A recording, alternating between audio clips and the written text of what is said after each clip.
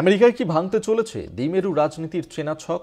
Democratic এবং Republican পার্টির তৃতীয় প্রতিদ্বন্দ্বী দুনিয়ার সেরা ধনকুবের ইলন মাস্কের আমেরিকা পার্টি। আমেরিকাকে বিপুল ঋণ থেকে বাঁচাতেই দরকার নয়া দল, এমনটি কিন্তু জানাচ্ছিল ইলন মাস্ক। এবছরের শেষেই আমেরিকায় নানা ভোট রয়েছে এবং সেখানেই প্রথম শক্তি পরীক্ষা বিশ্বসেরা ধনকুবেরের। তিনি ঘোষণা করেছিলেন যে নতুন পার্টি তিনি তৈরি করবেন এবং সেক্ষেত্রে এই প্রশ্নই কিন্তু উঠতে চলেছে যে আমেরিকার ভোটে প্রথম শক্তি পরীক্ষা বিশ্বসেরা ধনকুবেরের, কারণ তিনি কি তাহলে তার এই যে পার্টি সেই পার্টি নির্মাণ করতে চলেছেন? আমেরিকায় ভাঙতে চলেছে দ্বিমেরু রাজনীতির চেনা ছক, কারণ ডেমোক্রেটিক এবং রিপাবলিকান এই দুটি পার্টি সেখানে ছিল এবং সেই পার্টির মধ্যেই এবার এই যে তৃতীয় প্রতিদ্বন্দ্বী হিসেবে কি উঠে আসতে পারে তাহলে ইলন মাস্কের দল, কারণ তিনি নতুন দল রিফর্ম করবেন এমনটাই কিন্তু ঘোষণা করেছিলেন এর আগেই। এবং সেক্ষেত্রে যে নির্বাচন রয়েছে আমেরিকাতে সেই নির্বাচনে কি তাহলে এবার ডেমোক্রেট রিপাবলিকানদের পাশাপাশি তাদের প্রতিপক্ষ হয়ে সেখানে লড়াই করবে ইলন মাস্কের পার্টিও? সেই প্রশ্নই কিন্তু এই মুহূর্তে উঠছে। আমেরিকায় ভাঙতে চলেছে দ্বিমেরু রাজনীতির চেনা ছক। আমেরিকাকে বিপুল ঋণ থেকে বাঁচাতেই দরকার নয়া দল, এমনটাই কিন্তু আগেই জানিয়েছিলেন ইলন মাস্ক। এবং সেক্ষেত্রে তাহলে কি আমেরিকার ভোটে এই তৃতীয় শক্তি হিসেবে উঠে আসতে পারে ইলন মাস্কের দল, কারণ নতুন দল তিনি করবেন এমনটাই ঘোষণা করেছিলেন আগেই। সেক্ষেত্রে ডেমোক্রেট এবং রিপাবলিকানদের পাশাপাশি এবার কি আরও এক প্রতিপক্ষ অর্থাৎ ইলন মাস্কের এই রাজনৈতিক দল তারাও কি এবার সেখানে তৃতীয় শক্তি হিসেবে মাথাচাড়া দেবে? সেই প্রশ্নই কিন্তু উঠছে। সরাসরি এই মুহূর্তে নিউজরুম থেকে আমাদের সঙ্গে রয়েছেন আমাদের পলিটিক্যাল এডিটর আশিস চট্টোপাধ্যায়, নিয়ে আরো বিস্তারিত জানাবেন। আশিস দা, এতদিন ডেমোক্রেটিক এবং রিপাবলিকানদের এই দুই প্রতিপক্ষের মধ্যে আমরা দেখেছি ভোট যুদ্ধ, এবার কি সেক্ষেত্রে যুক্ত হতে চলেছে ইলন মাস্কের রাজনৈতিক দল? দেখো, প্রথমেই বলে নেওয়া দরকার যে এটা আমেরিকার অন্দরের রাজনীতি হলেও এটার প্রভাব বিশ্বজুড়ে পড়তে পারে, বিশেষ করে যে ক্ষেত্রে মার্কিন যুক্তরাষ্ট্র বিশ্বের সবথেকে বড় অর্থনীতি, তার এক একটা পদক্ষেপের কিছু না কিছু প্রভাব বিশ্বজুড়ে তো পড়েই, ভারতের মতো বড় দেশেও পড়বে। যেটা জানা যাচ্ছে যে ইলন মাস্ক তার কথা রেখেছেন। ইলন মাস্ক বলেছিলেন আগেই যে ট্রাম্পের যে নতুন আইন, সেই আইন যদি আমেরিকান সংসদ পাস করে তাহলে তারপরের তিনি নতুন দল গড়বেন। আগেই জানিয়ে দিয়েছিলেন এই নতুন দলের নাম হবে দি আমেরিকা পার্টি। আমরা দেখেছি সেনেটে এবং হাউস অফ রিপ্রেজেন্টেটিভসে অর্থাৎ আমেরিকান সংসদের দুই কক্ষে দীর্ঘ ভোটাভুটির পরে সামান্য ব্যবধানে ওই বিল পাশ হয়েছে এবং বিলটি রাষ্ট্রপতির স্বাক্ষর পাওয়ার পরে আইনে পরিণত হচ্ছে। এই পরিস্থিতিতে মাস্ক আর দেরি করেননি, তিনি ঘোষণা করে দিলেন যে তিনি তার নতুন দল গঠন করবেন।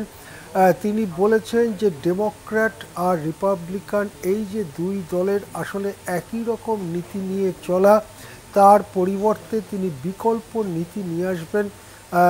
আমেরিকাতে ইলন মাস্ক ঠিক কোন কোন বিষয়ে পরিবর্তন চাইছেন সেটা জানা যাবে আস্তে আস্তে। আপাতত যে কথাটা জানা যাচ্ছে সেটা হচ্ছে মার্কিন যুক্তরাষ্ট্রের অর্থনীতি বা মার্কিন সরকার বিপুল পরিমাণ ঋণের জালে জড়িয়ে যাচ্ছে বলে মাস্ক বলছেন। যেহেতু এই নতুন বিলে আরও অনেক ঋণ নিতে পারবে মার্কিন সরকার, সেটাই চেয়েছিলেন ট্রাম্প। যেহেতু ট্রাম্পের সরকারের টাকা পয়সা অনেক কমে গেছে, তার ফলে তাকে ব্যয় সংকোচন করতে হচ্ছে। ব্যয় সংকোচন করতে গিয়ে অনেক সরকারি কর্মচারীকে ছাঁটাই করতে হয়েছে। বিশ্বের বিভিন্ন জায়গায় যে সমস্ত কাজগুলোতে টাকা দেয় মার্কিন সরকার, যেমন রোগ প্রতিরোধের জন্য লড়াই বা পরিবেশ রক্ষার জন্য লড়াই, সেই সমস্ত জায়গার থেকে টাকা বরাদ্দ করাটা প্রায় বন্ধ করে দিয়েছে মার্কিন সরকার। এই পরিস্থিতিতে টাকার আমদানি বাড়াতে একটি রাস্তা খুঁজে পেয়েছেন ট্রাম্প, সেটি হচ্ছে আরও ঋণ করো, আরও ঋণ করো। এদিকে এত ঋণ হয়ে যাওয়ার ফলে আমেরিকার অর্থনীতিতে তার চাপ স্পষ্টই বোঝা যাচ্ছে। আমেরিকার সরকারের ইস্যু করা বন্ড তার দাম হুড়মুড় করে পড়েছে। ডলারের গুরুত্ব, ডলারের আগের মতো গুরুত্ব এখন আর নেই। এই পরিস্থিতিতে অনেকেই টাকা রাখার জন্য সোনা কেনাকেই একমাত্র রাস্তা বলে মনে করছেন। অনেকে জমি বা রিয়েল এস্টেটেও বিনিয়োগ করছেন। অর্থাৎ আমেরিকার অর্থনীতির যে গৌরব, সেই গৌরব নষ্ট হয়েছে বলে অনেক আর্থিক বিশেষজ্ঞই মনে করেন, এবং সেটার অন্যতম কারণ মার্কিন সরকারের বিপুল পরিমাণ ঋণের বোঝা। এই জায়গাটাই আঘাত করে মাস্ক বলছেন যে এই ঋণের খপ্পর থেকে বা এই ঋণ দাসত্ব থেকে আমেরিকার সরকারকে বার করতে হবে, এবং সেটাই মাস্কের অন্যতম প্রধান কর্মসূচি বলে জানা যাচ্ছে।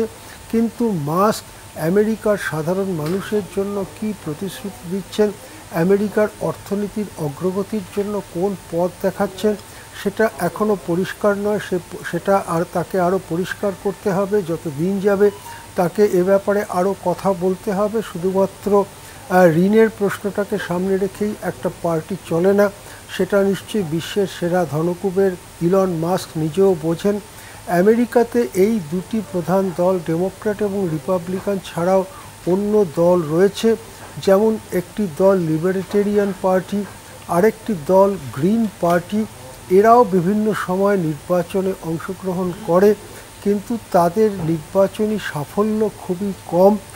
কেন তারা নির্বাচনী সাফল্য পায় না তা নিয়ে বহু গবেষণা হয়েছে, বহু বই লেখা হয়েছে। একটা মত হচ্ছে যে নতুন কোনো দলকে আমেরিকার রাজনীতিতে ছাপ ফেলতে হলে অনেক অনেক টাকা দরকার, লক্ষ কোটি ডলার দরকার। সেই টাকা পয়সা নতুন কোনো পার্টি এসে সংগ্রহ করতে পারে না।